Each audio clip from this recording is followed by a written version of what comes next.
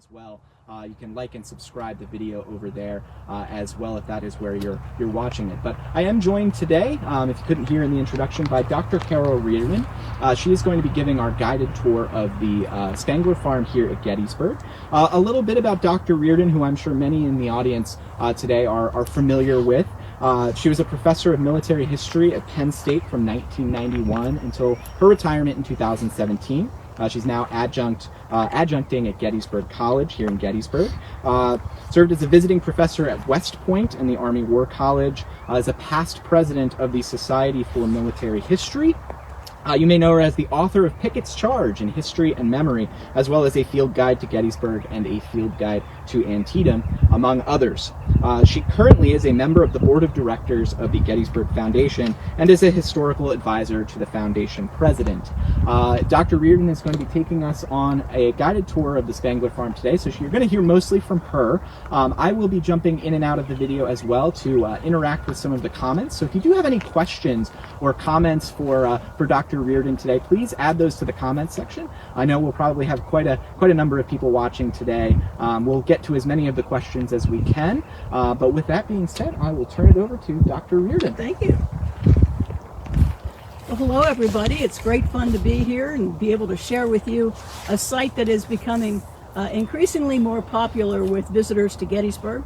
We are at not simply the Spangler farm. You can't just say Spangler farm around Gettysburg. We are at the George and Elizabeth Spangler farm. There are lots of Spanglers in this neck of the woods. The family head is Abraham Spangler, who owns not one but two farms here on the Gettysburg battlefield or right on its borders. There is another brother, Henry, who has a farm, has a farm under his own name, and lives in one of Abraham Spangler's farms as well.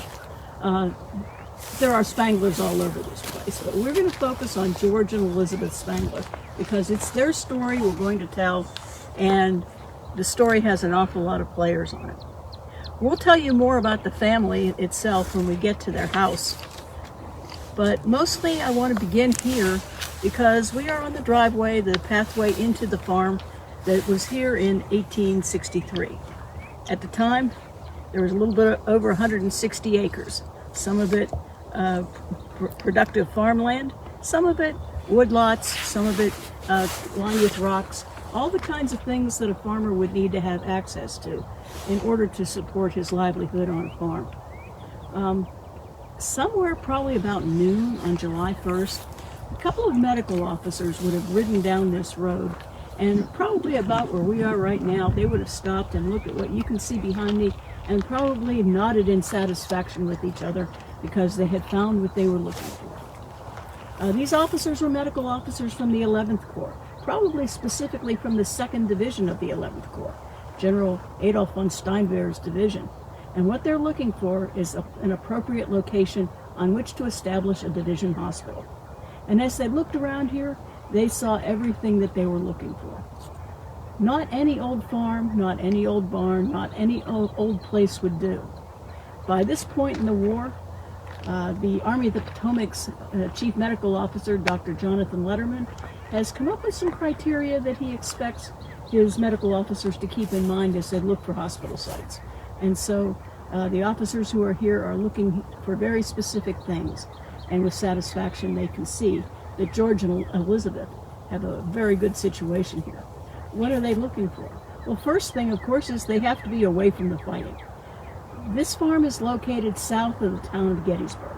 It is tucked in between the Baltimore Pike to the east and the Taneytown Road to our west. It is behind Cemetery Hill, and Steinwehr's division was the division in General Howard's 11th Corps that was left in reserve on Cemetery Hill. So they're looking for a place, first of all, that is away from enemy fire, and right now, since we're south of town, and on the first, the fighting is north and west of town, check the first block. The second thing we're looking for is some cover, that we can put our patients under some kind of cover, and that's what the big barn here is for.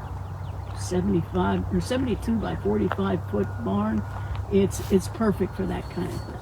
A third thing that we're looking for is water sources. Rock Creek is not too far away. There are two streams right here on the property. There are two wells. check that block as well. The last block that we're kind of looking for here is road access.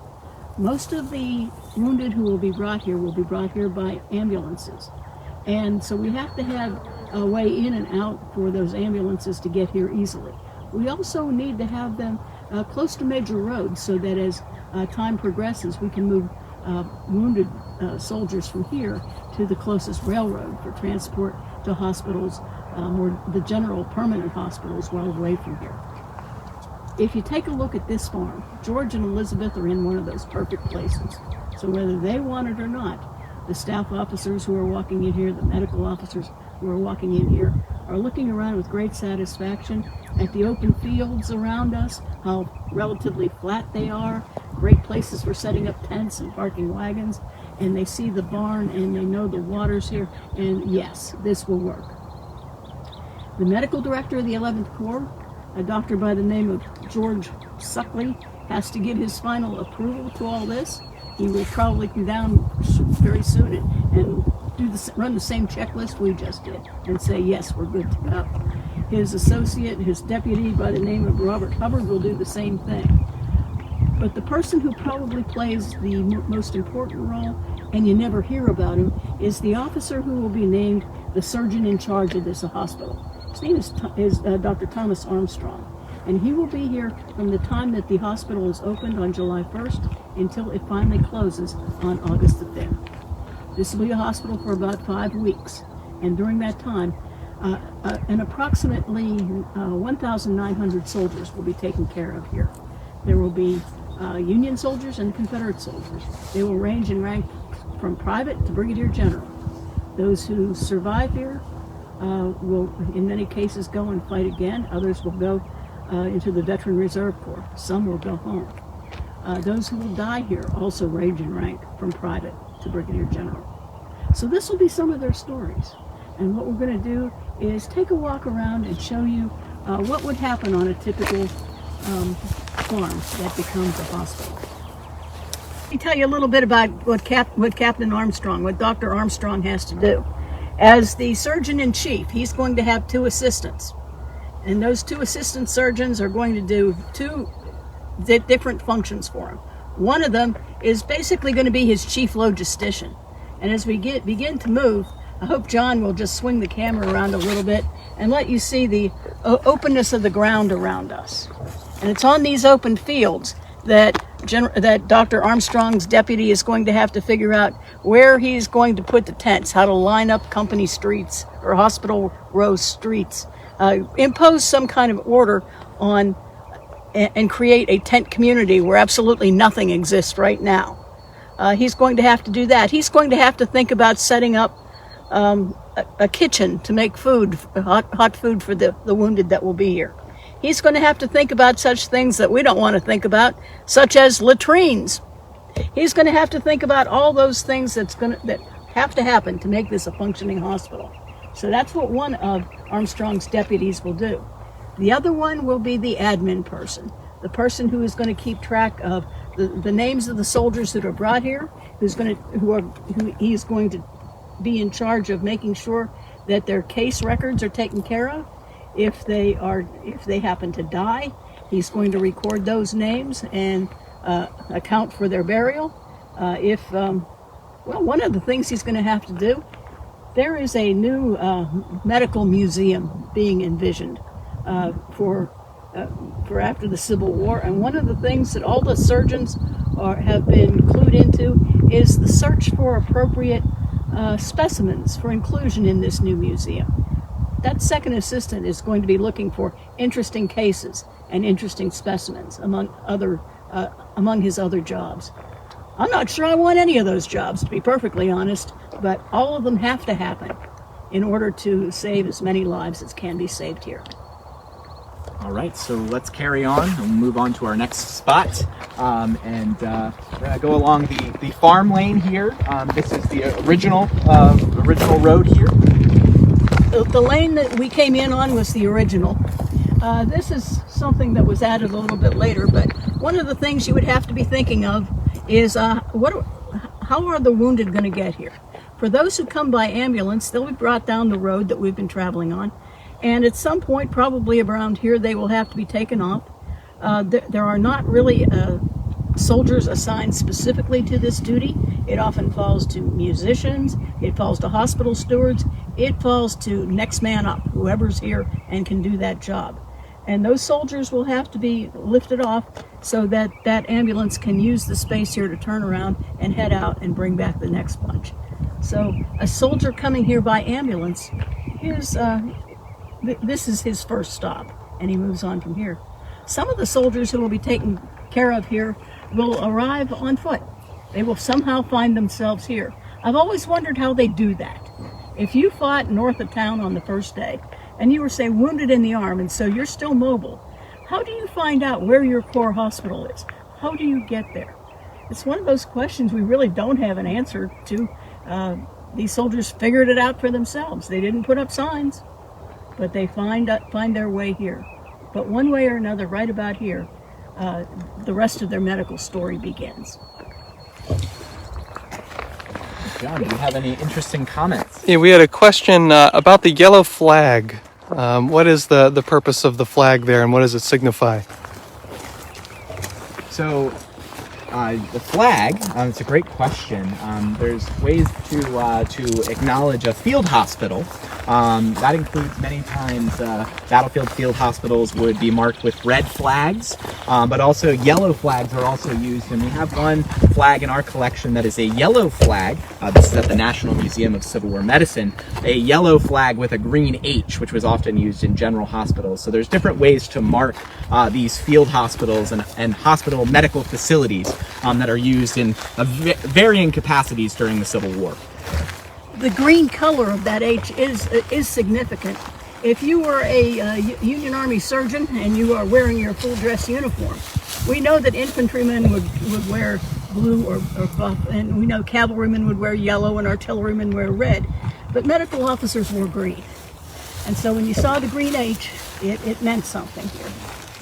Now we're going around the barn here, but remember where we are. On July 1st, this area was definitely behind the battle lines. But on July 2nd and July 3rd, it is practically right in the heart of the Union fishhook. Almost every other Corps hospital was established much farther south along the Taneytown or the Taneytown Road or the Baltimore Pike. But once established, this one never moved. And if you think about where we are, well, Powers Hill is just over in this direction, and Powers Hill was actually part of George Spangler's farm. Culp's Hill is an easy artillery shot away from that. If you went up in this direction, you get to Cemetery Hill. And Cemetery Hill, well, I mean, right now there's all kinds of trees that would block our view of it, but there were a lot fewer trees then, and we would have been able to hear the fighting in Cemetery Hill. Cemetery Ridge is just off in that direction, and we know what happens there on July 3rd. Pickett's charge is heading in that direction. If you take a look straight ahead from us, we can see a line of trees immediately in front of us, and then if you look through those trees, you can see an open field beyond. That field becomes the location of the Union Army's Artillery Reserve Park. So in addition to a functioning hospital here, you have battery upon battery of artillery pieces lined up just right over that next rise right there, ready to be called into the front line at any second. So we're not far away from the battlefront at all. And if this place hadn't already been established on July 1st and the 11th Corps is looking for a hospital on July 2nd, this is not a place they would have come, because this place was getting increasingly more dangerous to be. Let's continue our journey here. And we also had a question asking about nursing care in the here at the Spangler farm. When it comes to nurses, you can almost write any story you want here. When it comes to nursing, usually what we would consider nursing care fell to the hospital stewards. Every regiment had a hospital steward.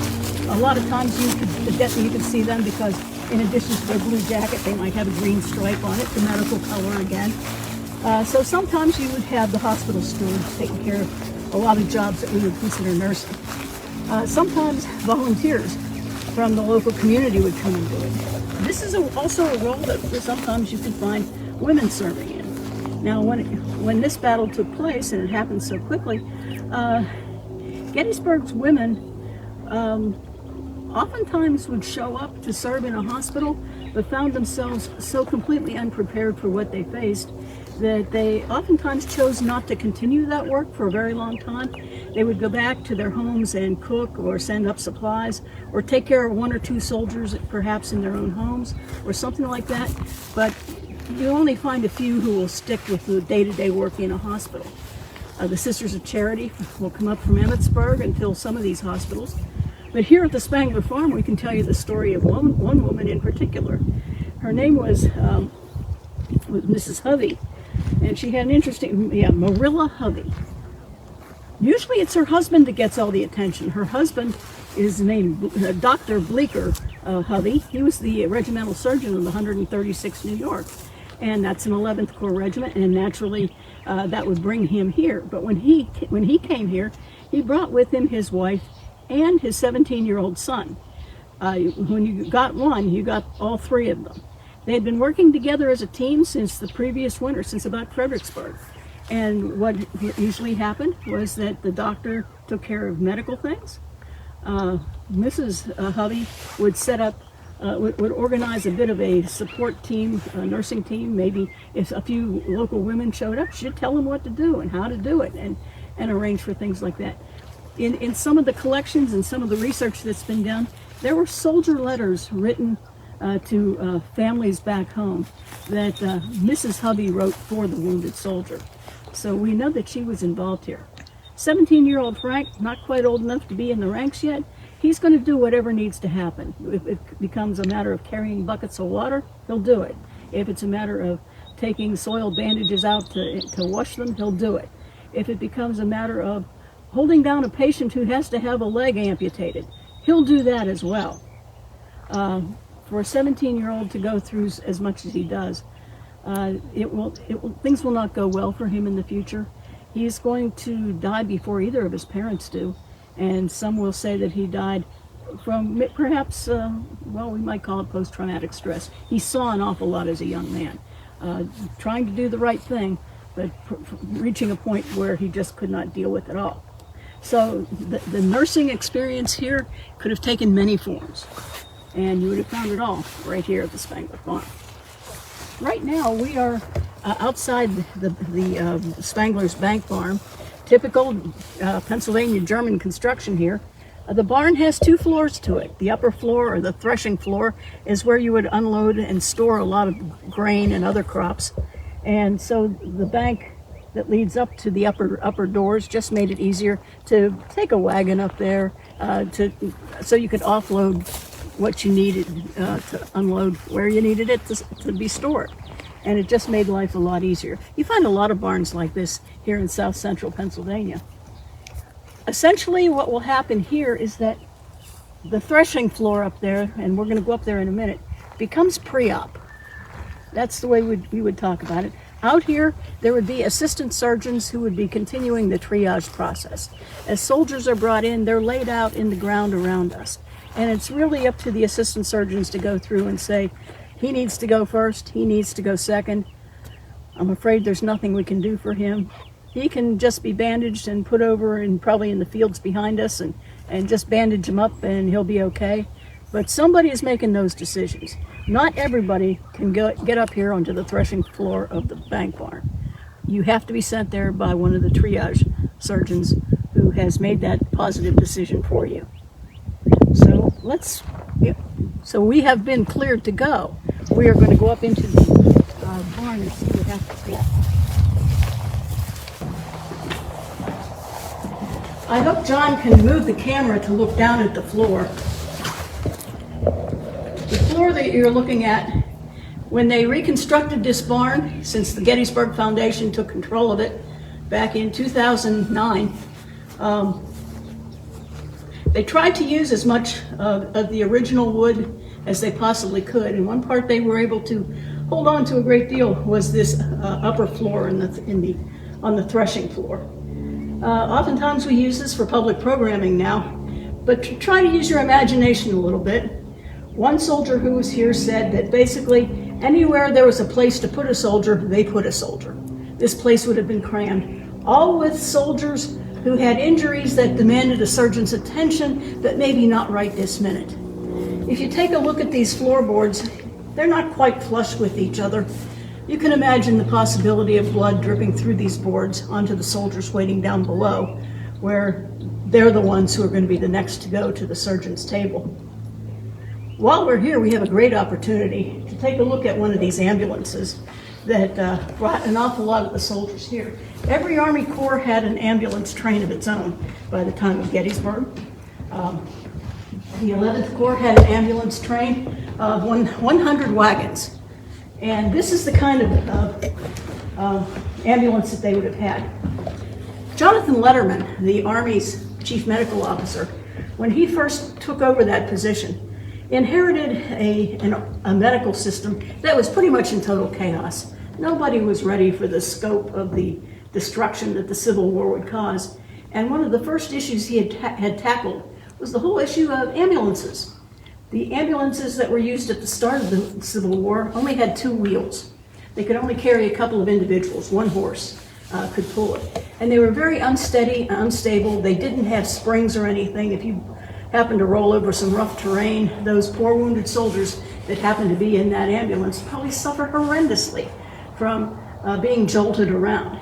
So one of the first priorities on the part of the medical department was to come up with a better idea. And this is the better idea. This is the kind of ambulance that is pretty much standard by the time of the Battle of Gettysburg. The 11th Corps has, like I say, 100 of them. First of all, they have 4 wheels. They're very stable. They're very steady. And there are springs. There's a way to go over rough ground, and it'll limit the jostling. You don't have the kind of pain that you would have had in the old 2-wheeled ambulances. The other neat thing about this kind of an ambulance was that it could be used in a variety of different ways. If your wounded could sit, there are benches, you could set up benches in there and they could sit along them. If your wounded have to be removed on stretchers, there would be special hangers in there where you could put soldiers on stretchers, several of them, extending the length of the length of the ambulance right there. The fact that they were multi-purpose and could be used in a number of different ways was really a good thing. Another thing that was good was that the soldiers who were driving these things were assigned to an ambulance corps. It wasn't just, hey, you and you go and drive the ambulance. These folks were responsible for the vehicle. When they dropped off their charges, they knew what their job was next, either go back and get another load, or don't just sit there and do nothing. Pitch in with whatever needed to happen next. There was usually an officer drawn from one of the regiments who would be the chief of the ambulance corps in any corps, and this became a specialized duty by the time of Gettysburg. And so we have this kind of a situation set up here. Those ambulances were kept very busy beginning on July 1st and heading throughout the battle. Oftentimes when the ambulances went out, especially on the 2nd and 3rd day, an assistant surgeon went with them, because that assistant surgeon, once they located some 11th Corps soldiers who were wounded, would oftentimes do a first triage out on the battlefield. Who needs to get to the hospital first? Who can wait a little bit? And since they're going clear to the front, this could oftentimes be pretty dangerous. On the morning of July 3rd, one of the assistant surgeons in the 11th Corps, an officer by the name of William Moore, belonging to the 61st Ohio Infantry, got the duty to go up to Cemetery Hill. If you remember, on the night of July 2nd, on East Cemetery Hill, the 11th Corps was attacked by some of the Confederates out of Ewell's Corps and threw them back. And there were a number of casualties inflicted on the 11th Corps right then, so there was a need to go back and find them and bring them back to the hospital. Here we have Surgeon Moore. He's in his early 30s, he's married, has a child back home, and he's going out to look for wounded men from the 11th Corps. Somewhere up on Cemetery Hill, about 11 o'clock on the morning of July 3rd, a piece of artillery shell hit him in the leg. It did not break the skin, it did not break the leg, but it caused such a deep bruise and a deep contusion that it prostrated him right away. He had to be taken off his horse, and they couldn't even bring him down here right away. They put him in the Catherine Gwynn house on the Taneytown Road near today's National Cemetery. He knew he'd been hit pretty bad, and he got in touch with a friend who was working down here and said, please come get me. And they came and they brought him down here so he could be with his 11th Corps friends. About 3 days after the battle, on either the 5th or the 6th of July, he died of his wounds. Assistant Surgeon William Moore is the only medical officer from the 11th Corps to be killed at the Battle of Gettysburg. But there were plenty of others who found themselves in harm's way over the course of the battle. But what was he doing? He was out filling these ambulances to bring them back here. We had a question in the comments. The person had a relative who died at Gettysburg, and they wondered if there was like a patient list for people that were treated here. There is a patient list for the soldiers who were treated here. In fact, one of the problems is that there are several patient lists for the patients that were listed here. If he knows the name and the unit that his soldier belonged to, there are probably ways to find out where he was taken care of. Well, and I'm thinking specifically of Ron Kirkwood's book, Exactly. Too Much for Human Endurance. It has, well, you can probably speak to how comprehensive the list is better than me, but it has that was going to be part of my summary remarks. But, if you're wondering, if you want to find out about this story right here, the book that John just mentioned, Too Much for Human Endurance by Ron Kirkwood? Yeah, Ron Kirkwood, yep. Yeah, Ron Kirkwood. It's awesome. I've written a few books about Gettysburg. I've read a lot more books about Gettysburg. But if I had to pick one book in the last 2 or 3 years that I sat down and just buried myself in, and when it comes to Gettysburg books, it's the book about the Spangler farm. Not because I had a vested interest as a member of the Gettysburg Foundation, but because it's a darn good book. And it has everything in it, all these kinds of things that oftentimes bother us about the nuts and bolts about how these things happen. There's a whole series of vignettes on the surgeons that fought here. An earlier study listed 3. He'll give you 15. He has a list of soldiers who were treated here. Most of them came from the 11th Corps, which is, of course, no surprise. But no one would be turned away. If a wounded soldier showed up here, they aren't going to say, are you 11th Corps? I took a look at that list. Because we're awfully close to the front lines of we're on Cemetery Ridge, there are soldiers here that come from the 2nd Corps.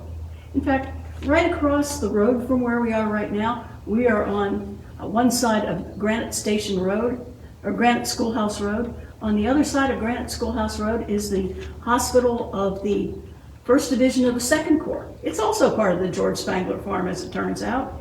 But if they were kind of busy at the time they showed up there, they just came over here.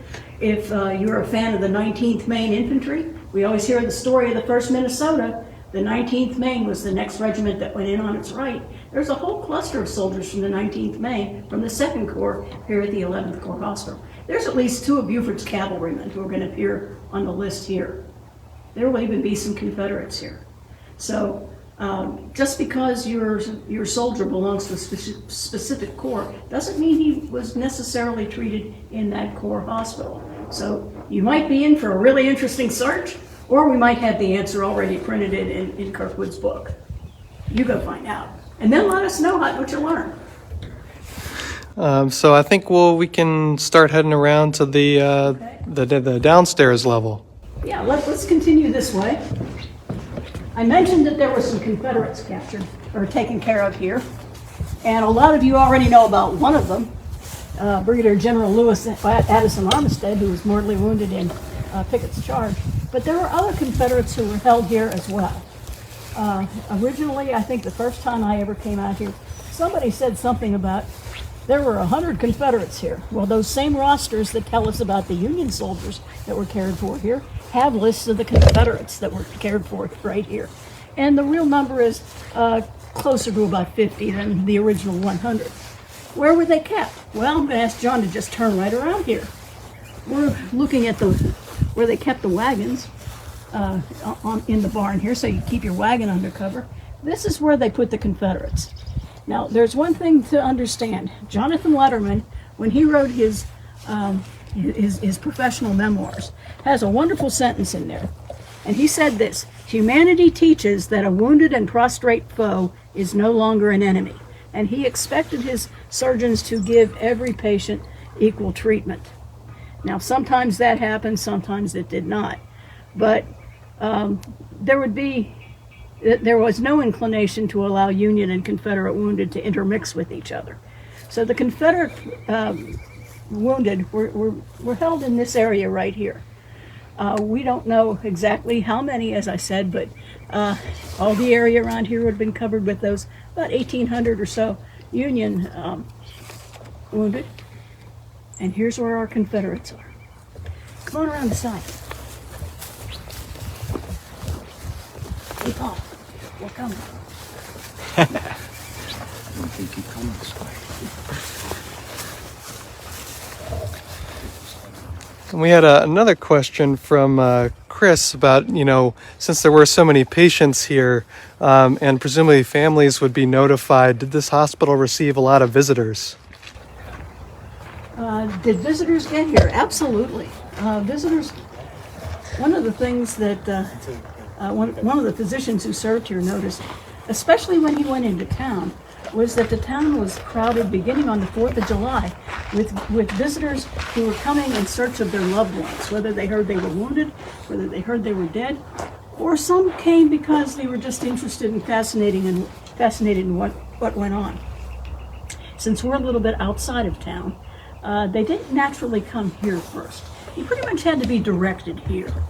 But once you were, it was not uncommon to find families coming here and seeking out their loved ones. Where we are right now is at the part of the barn we saw when we first headed off to begin with. This area that sticks out, we were just up on the threshing floor, and you see it extends out for a little ways here. This area was called the forebay, and underneath the forebay was this open area. And this is the area where the surgeons would have done their work.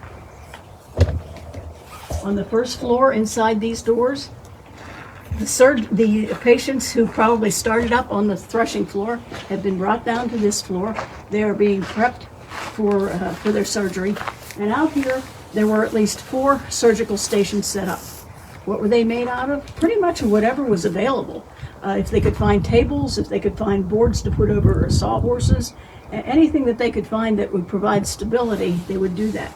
If they could find an oilcloth or something like that, they might put it over top of the boards so that it could be perhaps washed off with a bucket of water between patients. But if they don't have that, they don't have that. The doctors who did the operations, the surgeons who did that, were usually called operators. And the operators were fully qualified surgeons to do this. If you remember your Civil War trivia, within a regiment, you could have a surgeon, but you might have a couple of assistant surgeons. And a lot of times, your status depended on how well you did in passing a test or your medical background. There were a lot of ways to figure out your status. To the extent that they could do so, only the surgeons, the full-blown surgeons, would be in charge of amputations and things like that. And specifically the ones here who are doing that were called the operators. Here we would find 4 operator stations. The operator himself would stand with his back to the wall. That way he could take advantage of any natural light that came in. And in addition to that, of course, we had this nice breeze that comes through this area. Most of the amputations that were done during the Civil War did include the use of chloroform. They did actually have some kind of anesthesia. So for every surgeon, you're probably going to have an assistant surgeon who is there, who is taking care of the anesthesia. It was still an art more than a science in some ways back during the Civil War. It was possible to give too little anesthesia and have a patient not quite asleep when you began the amputation, in which case you better have a third individual around to help hold that patient down.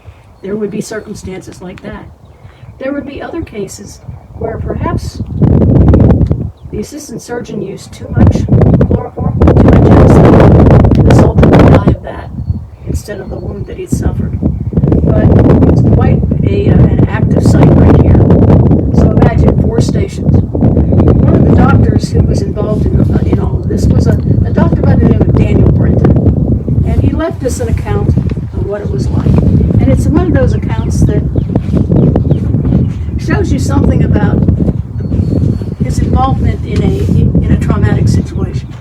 A lot of times when you're looking back on something as traumatic as a battle or the aftermath of it, what you remember may not come to you as a cohesive narrative, one point after another, something that happened in a specific logical sequence. Somebody said it's more like getting flashbacks of individual experiences that sometimes you have a chance to put together into a cohesive narrative, but other times just come to you in fits and starts. Well, listen to this and you'll see that fits and starts kind of thing happening. Dr. Daniel Brenton wrote, "The wounded soon began to pour in, giving us sufficient occupation that from the 1st of July until the afternoon of the 5th, I was not absent from the hospital more than once, and then for but an hour or two. Very hard work it was, too, and little sleep fell to our share. 4 operating tables were going night and day. On the 4th of July, which was gloomy enough, it was enlivened by our belief that we had gained a victory. The number in the hospital was about 1,000. A heavy rain came over in the afternoon, and as we had laid many on spots without shelter, some indeed in the barnyard where the foul water oozed up into their undressed wounds, the sight was harassing in the extreme.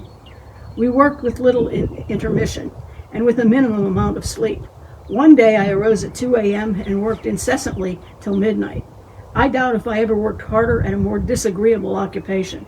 On the afternoon of the 3rd, we are exposed to a sharp fire of shells. Several horses and 1 man were killed close to the hospital itself.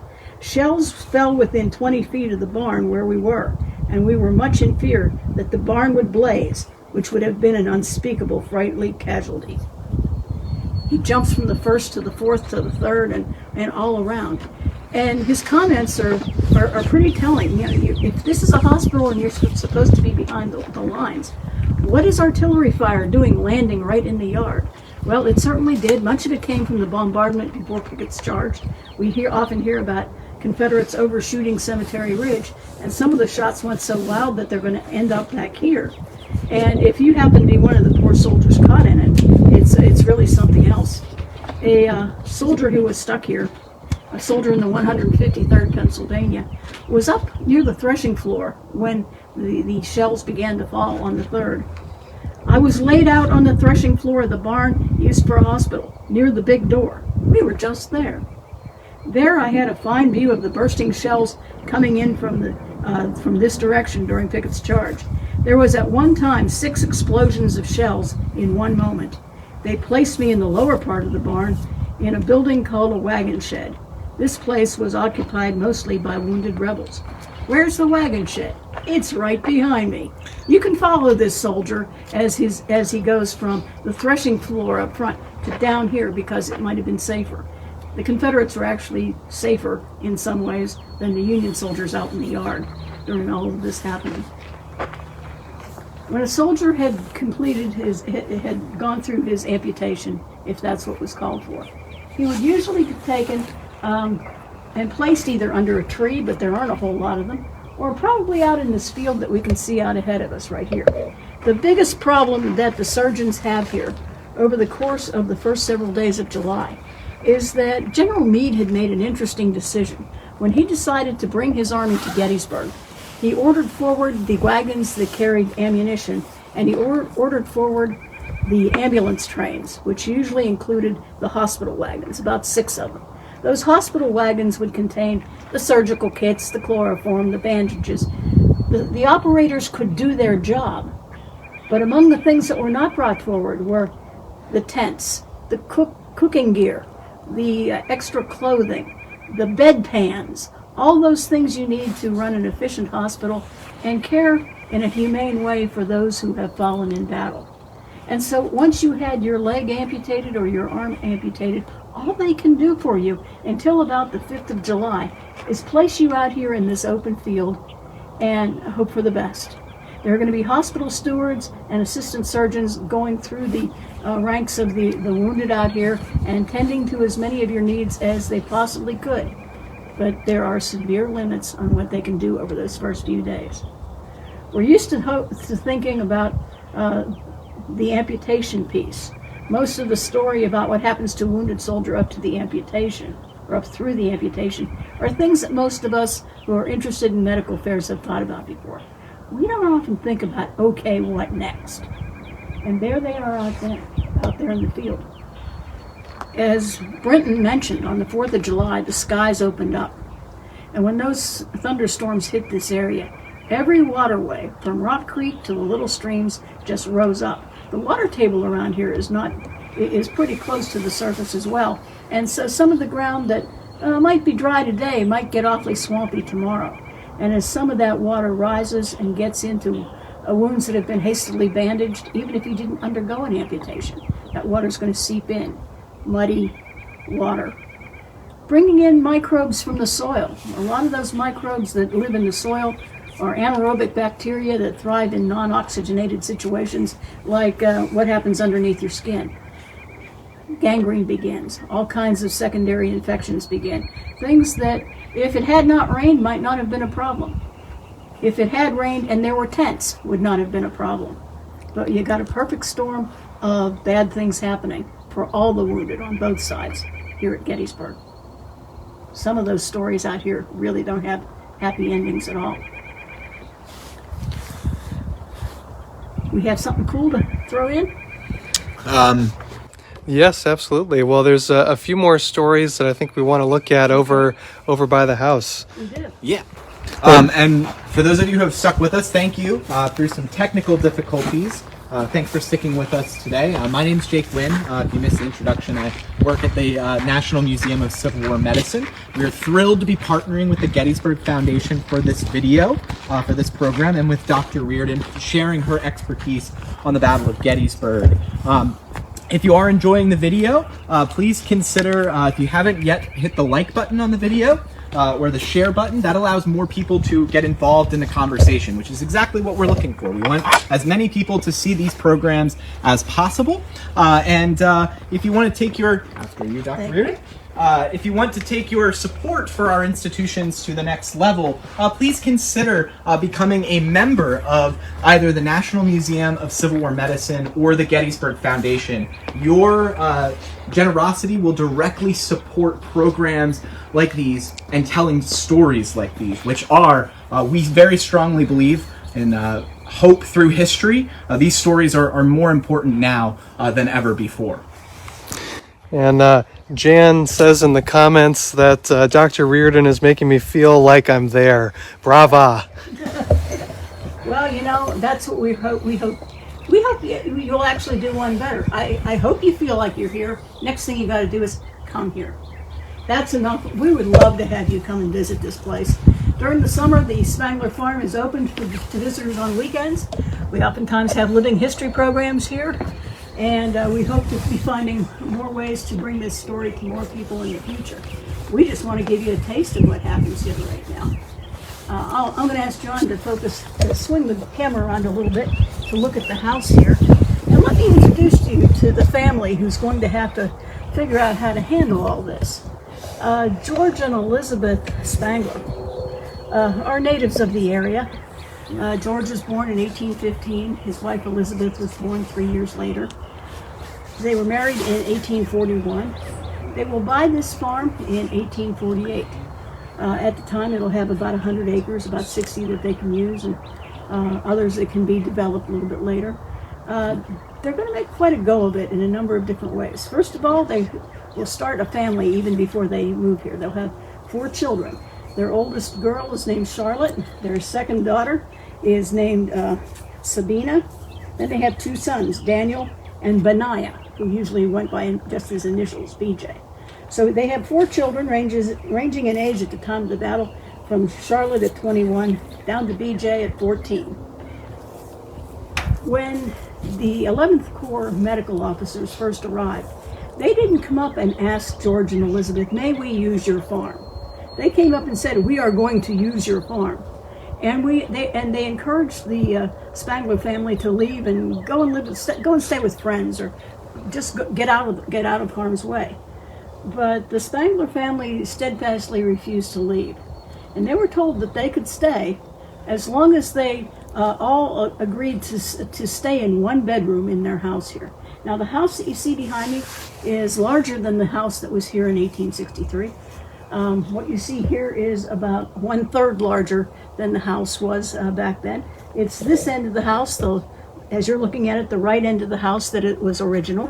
It had 2 rooms and a hall on the first floor and 2 rooms and a hall on the second floor. The 6 Spanglers, all adults or close to it, were crammed into into just one of those rooms for the 5 weeks that this farm is used as a hospital. If they complained about it, they didn't leave it on record. We knew that they found ways to keep busy, though. The Spanglers were the kind of people who led industrious lives. On this farm, that was valued in the 1860 census as worth $5,000. That's a very prosperous farm. George Spangler raised a number of different crops. Census research is always fun because there's always an agricultural schedule that gives you some idea of what they grew. And this little farm here, this George Spangler's farm, gave them about 130 bushels of wheat, 600 bushels of corn, 200 bushels of oats, 12 bushes of buckwheat. How many people grow buckwheat anymore? There you go. You might find some at the Pry House, maybe? Yes. Probably would. Okay, find some at the Pry House. 25 pounds of Irish potatoes. Interesting that they called them Irish potatoes. 12 bushels of sweet potatoes, and they raised about 20 tons of hay. In addition, they had about 6 horses. They had about 5 cows, apparently more milk cows than beef cattle, because, at least by one account, the farm produced about 200 pounds of butter every year. They also had a small farm that they called a market farm, or a market garden, where they raised the vegetables that we would find at a farmer's market today. That's where you're going to have your tomatoes and your onions and your peppers and your cucumbers and things like that. In addition to all that, to the immediate south of the house, they were going to have a fairly substantial orchard. This is going to be apples and peaches, very typical of what you would find around here. The South Mountain Range does some interesting things with rain and with wind to create microclimates between here and the Susquehanna River that makes the growing of fruit crops just amazing around here.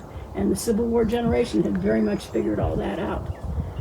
In addition to all that, the Spanglers had at least 13 pigs on the farm shortly before the battle. And the fate of some of those pigs, well, you can tell what happened just by this building over here. This is the smokehouse. And what the Spanglers would do is to, of course, use those pigs for bacon and hams, and it's a good German family, so I bet there's some sausages in there as well. If you like the looks of this is a reconstructed smokehouse that is there because of people like us. The Friends of Gettysburg raised the funds that were required to restore it on its original footing, to the original dimensions according to the study that was done on it. And so we really have a much more vivid picture of what the family, what resources the family could draw upon. Now, if they had any hams, and if they had any sausage, and if they had any bacon in there on July 1st, guaranteed they don't have it by July 4th, because it's going to be cooked up and used for the family, to help feed the wounded. Remember, the food is still on the wagons that are 25 miles away, so we have to make do what we can. Here in the house, we already have the Spangler family in one room. The rest of the rooms in the house would have been used as sort of the general administrative offices for the hospital, and also as specialized rooms to take care of the more senior officers who became casualties. Remember, Dr. Armstrong, the surgeon in charge, was originally the surgeon of the 75th Pennsylvania Infantry. As it turned out, during the battle, his own colonel, Colonel Francis Mahler in some accounts, right here, was hit badly twice. He was fighting north of town He was hit. His horse was mortally wounded, and he got hit in the leg. He had to pull himself out from underneath his dead horse, and as he stood back up, he got hit a second time. Some of his officers pulled him off the line, got him into an ambulance, and he would be one of the fortunate early wounded to get down here. Probably because Dr. Armstrong was his regiment's doctor. Mahler will be put into the house, and he will be there for the next couple of days. He will finally pass away from his wound on the 4th or 5th of July. He's buried in Philadelphia, his hometown. And his story is such a sad one in so many ways. Every story is sad. But the 75th Pennsylvania was one of those all-German units that was raised early in the war from Philadelphia. Their first colonel was a man by the name of Heinrich Bohlen, who went on to become a brigadier general and was killed in battle at the beginnings of the Second Bull Run campaign. When Bohlen was promoted to general, Mahler had become the colonel of the regiment, and he got wounded at Second Bull Run. He comes back, he continues to fight.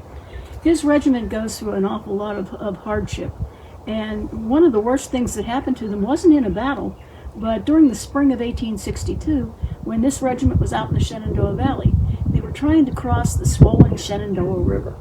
And they didn't have boats. They constructed sort of rafts, giant rafts, to get the troops across. And in the rapidly flowing waters of during the spring thaw, 2 of those boats overturned, and a significant number, over 50, maybe pushing 80 soldiers in the 75th Pennsylvania drowned in the Shenandoah River. This has been a hard luck regiment. It was hit when the 11th Corps was hit at Chancellorsville. They broke and ran. Here they're going to find themselves in another bad spot. And now Colonel Mahler goes down. What he never knew, probably, was that his younger brother, who was a first lieutenant in the regiment, was killed out on the same line where he lost his life. So there's just not good stories for the Mahler family connected here at Gettysburg.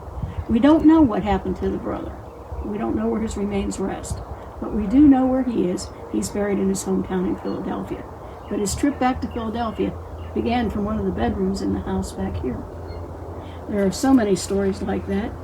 But Colonel Mahler was not the senior casualty, of course, to be treated here at Gettysburg.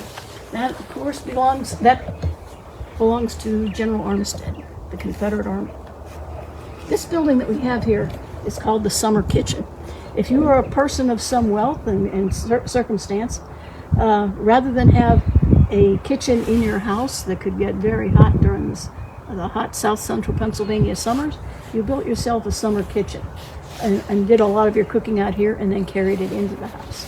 This is a very elaborate structure for a summer kitchen. It comes with its own well, a well that we didn't even know existed until the rehab of the building began. All of a sudden they noticed that when they put water on the floors and tried to clean it up, it all seemed to be heading in one direction and then disappearing. And what they discovered was there was a well over there. Well, that's a very handy thing to have right next to your kitchen. And it helps as well that, where there's room for a garden where you can grow some greens and herbs and other things right next to your summer kitchen.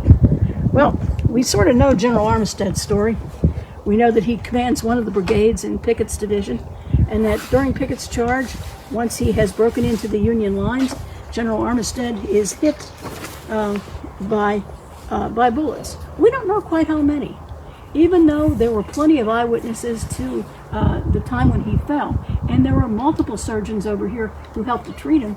We still do not know to this day whether he was hit twice or 3 times. There is a wound that was supposed to be in the arm without specifying which arm, and a wound that was supposed to be in the leg, and other than it was the opposite side than the arm that was hit, we don't know if it's right and left or right or which way it goes. There were those who said that he suffered a chest wound, but the doctors who treated him here did not report one. Dr. Brenton, who we met earlier, was one of the surgeons who took care of General Armistead. And he said that when the general first arrived here on the probably about 6 o'clock or so on July 3rd, and they took a look at him, the wounds he had suffered did not seem to be life-threatening, and they fully expected him to survive. But on July the 5th, the general died. We're still speculating as to the cause of death. We don't have the pathology. We don't have the report. We don't have anything that can help us come to a conclusion in any scientific way as to what happened. Ron Kirkwood surmises that some of it might be just his worn-down constitution. This is a 46-year-old man, a little older than most of the soldiers, even the generals here, but not really old. But he'd had a hard life. He'd been married twice and lost both wives to disease. He'd lost several children. His family home had burned down. He'd already been fighting for a couple of years in this battle. There were some who thought that potentially he entered into Pickett's charge with an intent to die. We don't know. That's one of the pitfalls of history. We get involved in a story and we try to develop, okay, what logically might have happened. But here's my advice, and whether you're sitting in front of my classroom and I have to give you a grade, or whether you're just way out there, what history is about is evidence. We love evidence. We love lots of different kinds of evidence. Sometimes the evidence doesn't give us everything we need. That's why we don't know whether or not he was hit 1 time, 2 times, or 3 times. That's why we don't know really what it was that killed him. One of the toughest things for a professional historian to say or to admit is, I don't know. And unless you have some kind of a document with excellent provenance that goes back to somebody who was an eyewitness, you don't know either. So it's one of those tough things to deal with. But General Armistead, his remains were originally buried here at the farm. And then in October of 1863, the remains were taken up and transported down to Baltimore, where some of his family members were buried, and he's buried in a cemetery down there. Now, since I mentioned cemeteries, of course, there is a logical thing that we have to talk about here. Not every soldier who was treated here survived. Those amputations, those various injuries, those infections were going to take their toll. We're not quite sure about how many soldiers died here, but we know that there was a significant number. Straight across beyond this fence that we see here is the orchard, the apple and cherry orchard that the Gettysburg Foundation is replanting. And some of you who hang around Gettysburg a whole lot recognize this as a segment of the Elliott Burial Map. Mr. Elliott went around the battlefield shortly after the fight was over, and he went and he tried to identify the location of all the Union and Confederate graves. Ideally, he got some numbers down to make us understand how many were buried in a single grave or not. And sometimes he was way off. But you can tell he's here at the Spangler farm. He's looking out in the ground straight ahead of us. These are the Union graves. Probably more than actually died here. In fact, guaranteed more than actually died here. And what we would do is see them in the ground closest to us here. Back toward the tree line is this shorter line, just regular little lines. There's 21 of them here, and they indicate the Confederate dead. One of them would have been Armistead immediately after the battle, but he gets taken up and removed. Now, nobody's out there now. What happened shortly after that, of course, is that when the National Cemetery, Soldiers' National Cemetery, was established, the soldiers that were initially buried here on the Spangler farm were disinterred and reinterred up in the National Cemetery. Many of these soldiers were from Ohio regiments in the 11th Corps, and there's one whole row in the Ohio segment that is filled with soldiers whose original place of burial was right down here on the Spangler farm. And there's an awful lot of them. The Confederates stayed here until the early 1870s. In the early 1870s, some Southern women's groups raised funds to come up to Gettysburg and to disinter the trench graves that carried the Southern dead. And then they took those remains, and most of them could not be identified individually anymore, but took those remains south and buried them in mass graves, either in Hollywood Cemetery in Richmond. There's even a place called Gettysburg Hill that you can visit, while others went to places like Raleigh, North Carolina, Charleston, South Carolina, or perhaps even down to Savannah, Georgia. The Southerners went home. So we hope that that is now a field of peace right now, because it sure was not in July and for the next few months after the Battle of Gettysburg. What happens to some of these soldiers, of course, their stories might end here, but the stories for their families, of course, do not. We know what happened to Armistead. We know what happened to Colonel Francis Mahler. But then there are plenty of other soldier stories that go on from here. One of the more interesting regiments that doesn't get a whole lot of attention here is the 73rd Ohio Infantry. If you had to ask, if somebody asked, where did the 73rd fight?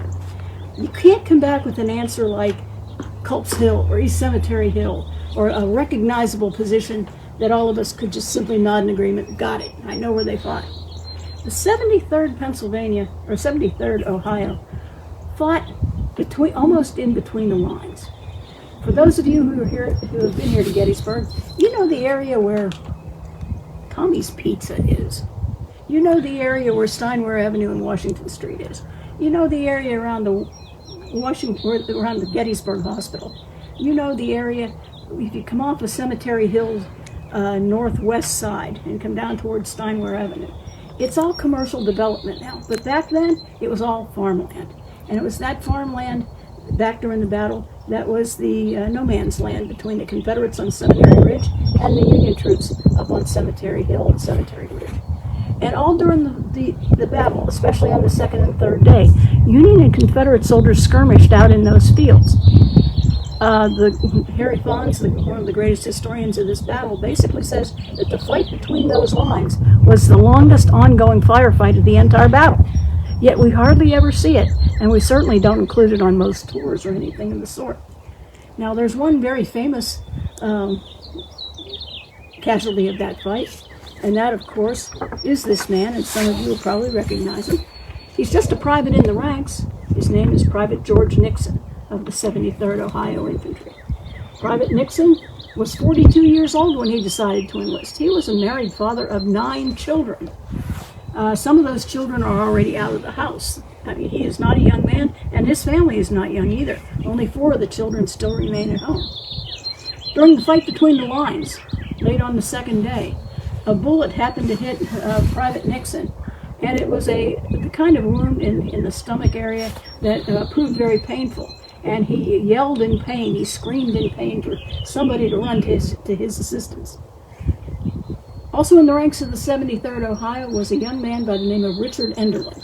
He was a recent immigrant from Switzerland who could not ignore the call for help. He was a musician. He put down his drum, he jumped over the barrier in front of him, and he raced out into no man's land, and he grabbed Private Nixon, and he brought him back into the lines. Now, he'll be awarded the Medal of Honor for that, of course, but Private Nixon ultimately will be brought back here to the Spangler farm.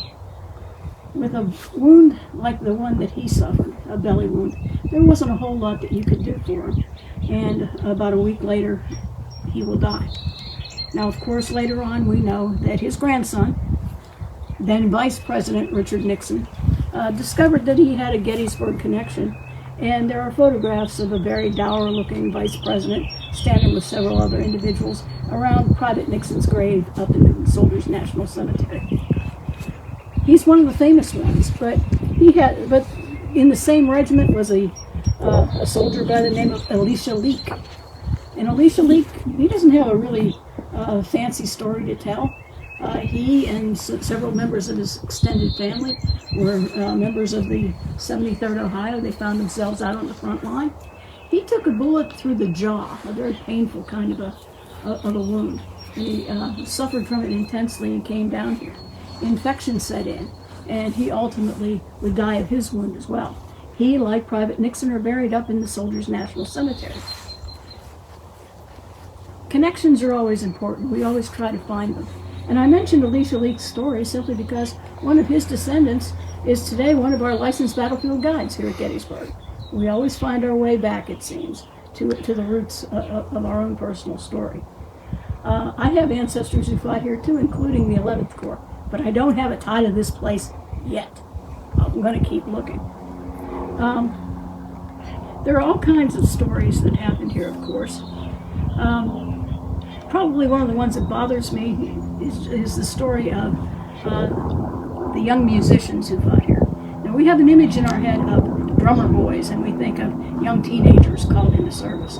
What we don't always appreciate is that many of these musicians were actually mature individuals well in their 20s or 30s or sometimes even older.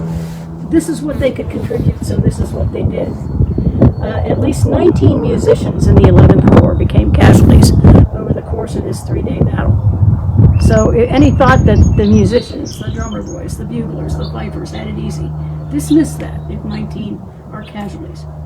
The saddest story of all is a musician by the name of Thaddeus Reynolds. And Thaddeus Reynolds was a musician who served in the 154th New York Infantry. He was serving as an orderly to an officer, presumably to keep him out of the line of fire, when a piece of artillery shell happened to hit him in his left hand, and it removed several fingers and everything except a finger and a thumb, and also wounded him in the leg. When it came right down to it, they were all very painful wounds. Wounds in the hand, where there's a lot of nerves, can cause a lot of problems. And he was screaming in pain, and nothing could be done. They administered chloroform to him even before they got him to the hospital, hoping to alleviate his pain. He's not going to survive this injury. So at least one musician, in addition to one surgeon from the 11th Corps, will be casualties here at Gettysburg. There are lots and lots of stories like that. I want to wrap up this story with an account written by yet one more visitor. One of the division commanders in the 11th Corps was a man by the name of Carl Schurz. And we think of him more for his political involvement in 19th century American history. He's a German immigrant involved in the creation of the Republican Party, a political general, but one who served very loyally and actually pretty well. Years after the battle was over, he sat down and he wrote his memoirs. He had visited this hospital on both the 3rd and the 4th, especially on the 4th of July, and it left a huge impact on him. And so one of the things he sat down and reminisced about many years was his impressions of what this place was like. And I would conclude with Carl Schurz's commentary on what visiting this place meant to him. There are people who speak lightly of war as a mere heroic sport. They would hardly find it in their hearts to do so had they ever witnessed scenes like these, and the thought of the untold miseries connected with them that were spread over the land. He must be an unhuman brute or a slave of wild, unscrupulous ambition, who, having seen the horrors of war, will not admit that war brought on without the most absolute necessity is the greatest and most unpardonable of crimes. The next time you find yourself here in Gettysburg, make some time to come over here to the George Spangler farm. You probably already know something about the battle. Come over and see some of the rest of the story. Thank you. All right. Thank you so much to Dr. Carol Reardon for joining us today, for leading our guided tour here. We are a bit over on our time, so we are going to leave it here for today. However, I saw you had there are some questions that were put into the comments section.